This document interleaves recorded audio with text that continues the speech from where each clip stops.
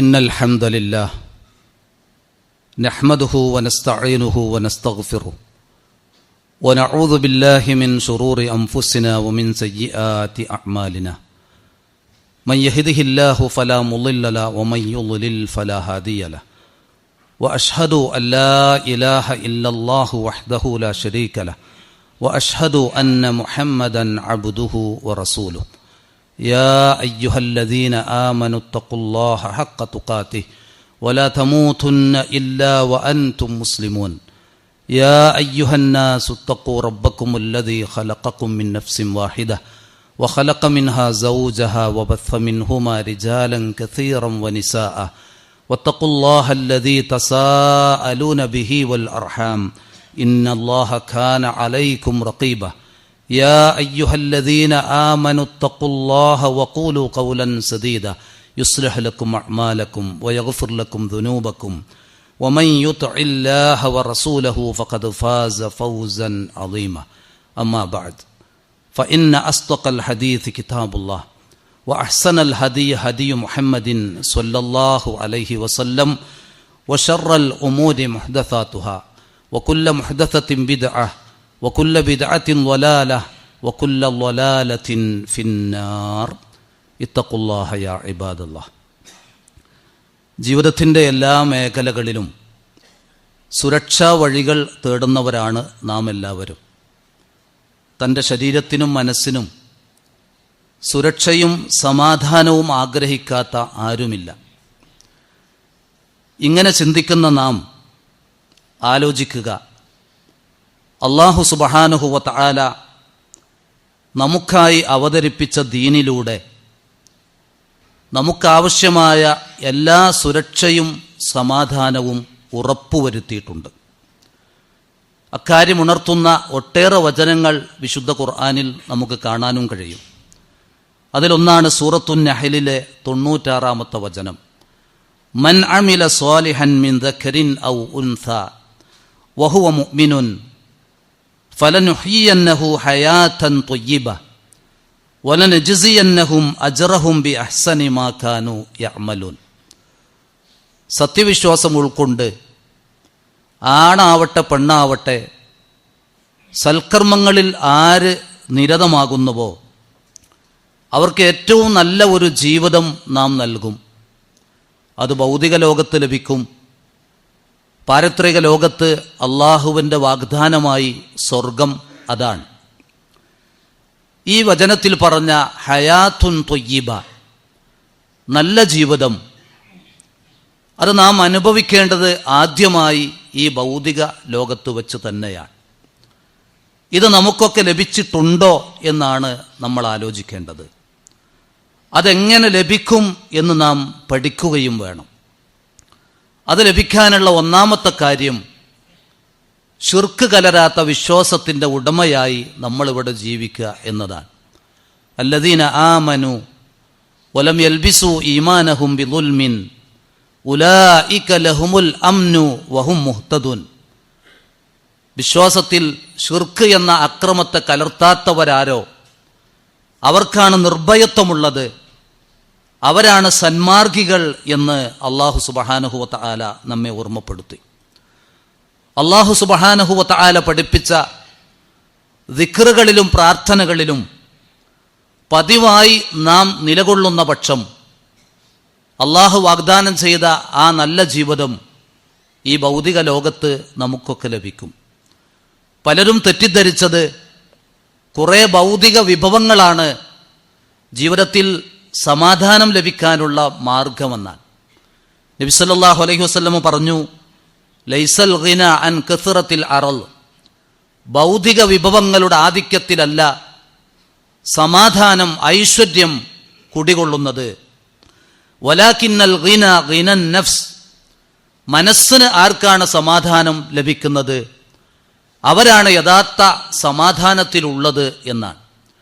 ആ മനസ്സിൻ്റെ സമാധാനം ലഭിക്കാൻ ഹൃദയം, നമ്മുടെ മനസ്സ് പടച്ച, അത് സംവിധാനിച്ച അള്ളാഹു തന്നെ അത് നൽകുകയും വേണം. അലാ ബിദിക്രില്ലാഹി തത്മഇന്നുൽ ഖുലൂബ്, അറിയുക ഹൃദയങ്ങൾക്ക് ശാന്തിയും സമാധാനവും ലഭിക്കുന്നത് അള്ളാഹുവിനെ സ്മരിക്കുക വഴി മാത്രമാണ് എന്ന് അള്ളാഹു ഓർമ്മപ്പെടുത്തി.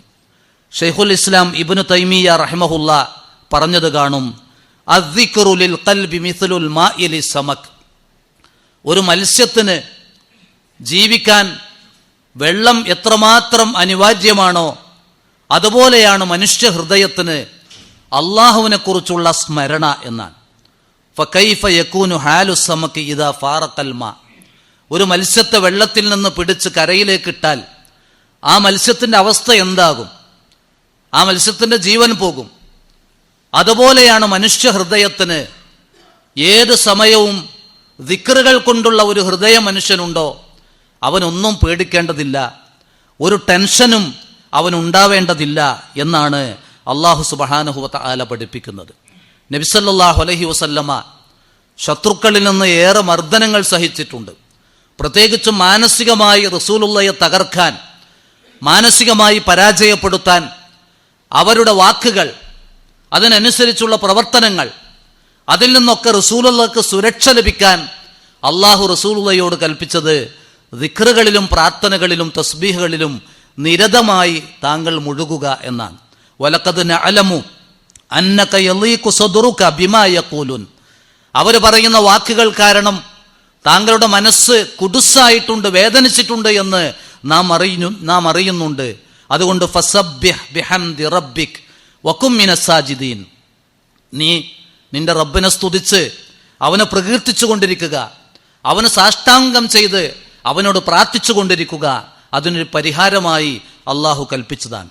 ഈ ആയത്തിന്റെ തഫ്സീറിൽ കാണും, ഫീഹി ദലീലുൻ അന്ന സ്വലാത്ത വത്തസ്ബീഹ സബബുൻ ലി സവാലിൽ മക്റൂഹ്. ഒരു വിശ്വാസി അനുഭവിക്കുന്ന പ്രയാസകരമായ എന്തൊക്കെയുണ്ടോ, മാനസികമായി അവനെ തളർത്തുന്നത്, അവന് ടെൻഷൻ ഉണ്ടാക്കുന്ന, അങ്ങനെ ഏതൊക്കെ പ്രയാസങ്ങൾ അവനുണ്ടോ അതൊക്കെ നീങ്ങിക്കിട്ടാൻ അവൻ നിർവഹിക്കുന്ന നമസ്കാരം പോലുള്ള ഇബാദത്തുകളും അവൻ ഉരുവിടുന്ന പ്രാർത്ഥനകളും ദിക്റുകളും തസ്ബീഹുകൾ കൊണ്ട് സാധിക്കും എന്നാണ്. ഇത് അള്ളാഹു നമുക്ക് നൽകുന്ന ഒരു സുരക്ഷയാണ് എന്ന് നാം മനസ്സിലാക്കണം. നമ്മുടെ ജീവിതത്തിൽ പ്രാർത്ഥനയോളം സുരക്ഷ നൽകുന്ന മറ്റൊന്നുമില്ല. പക്ഷെ പലപ്പോഴും പ്രാർത്ഥനയിൽ നാം എത്രത്തോളം മുഴുകാറുണ്ട് എന്നതാണ് നമ്മൾ ആലോചിക്കേണ്ടത്.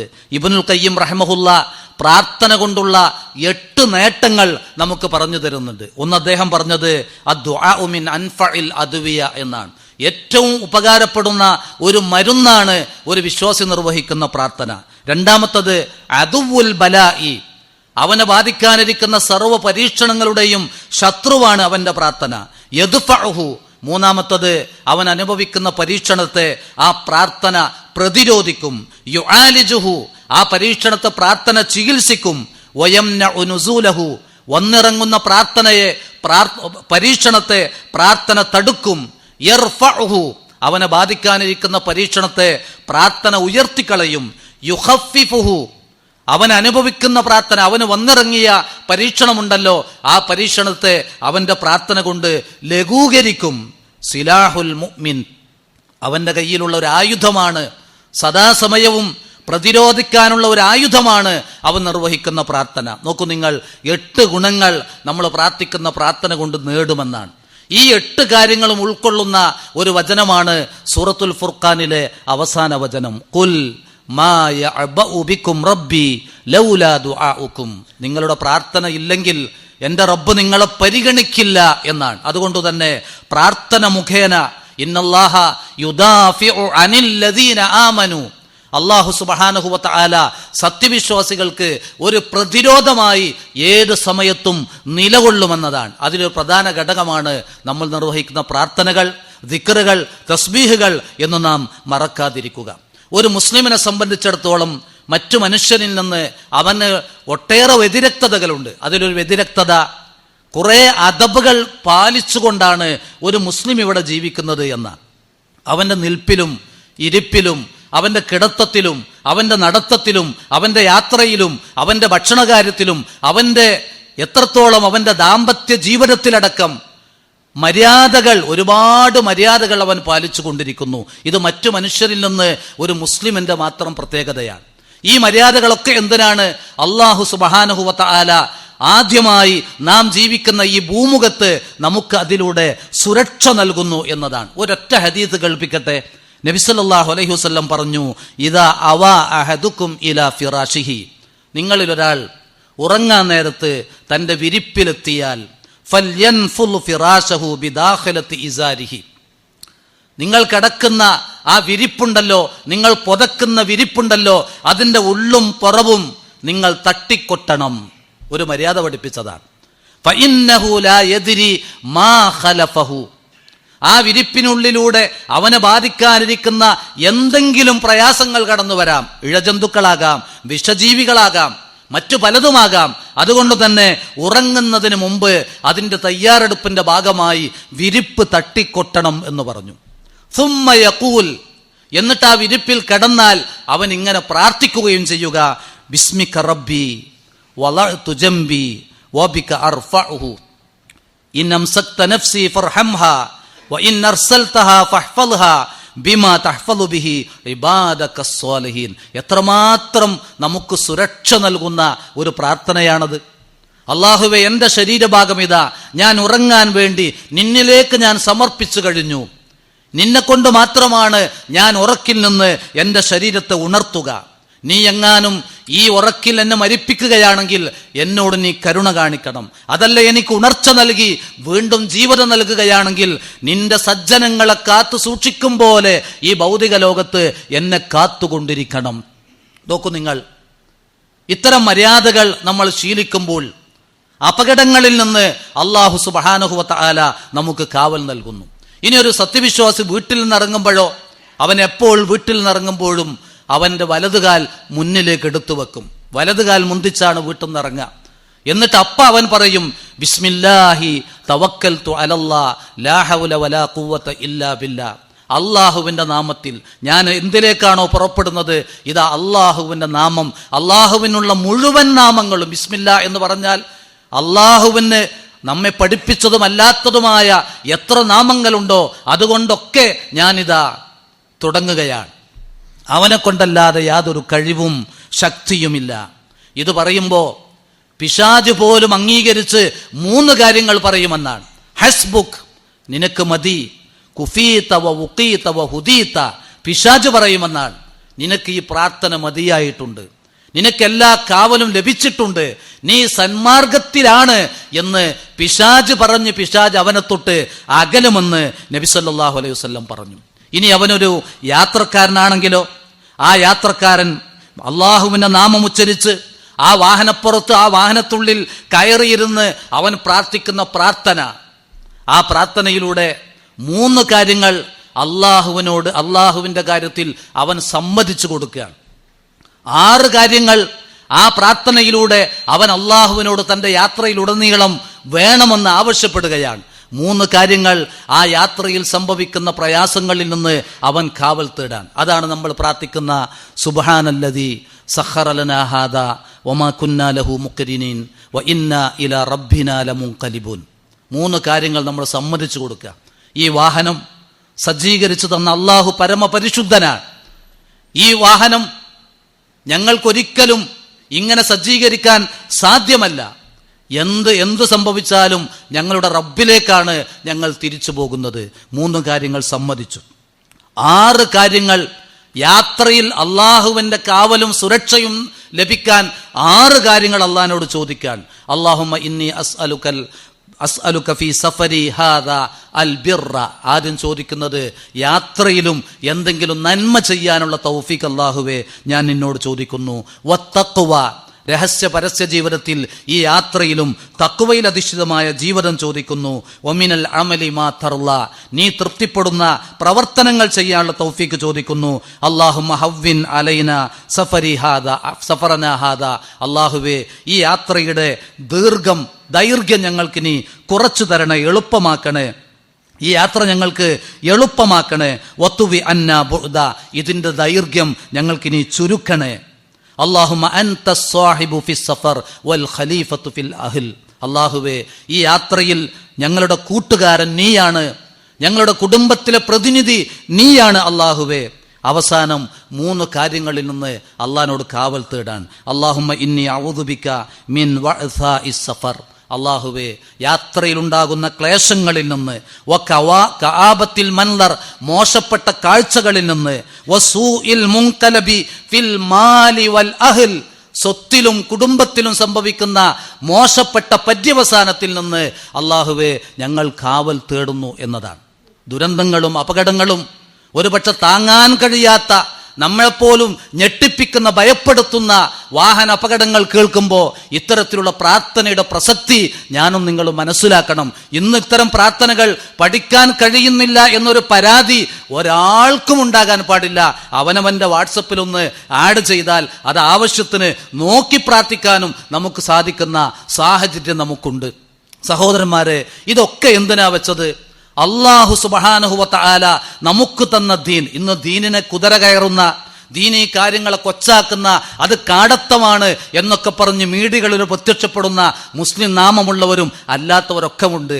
യഥാർത്ഥത്തിൽ അള്ളാഹ് അവതരിപ്പിച്ച ദീന് നമുക്ക് നൽകുന്ന എത്രമാത്രം സുരക്ഷയാണ്. ഒരു കോട്ട പോലെ ദീൻ നമുക്കൊരു കാവലായി വർത്തിക്കുന്നു എന്നറിയാൻ ഇത്തരത്തിലുള്ള കാര്യങ്ങൾ മാത്രം ശ്രദ്ധിച്ചാൽ മതി.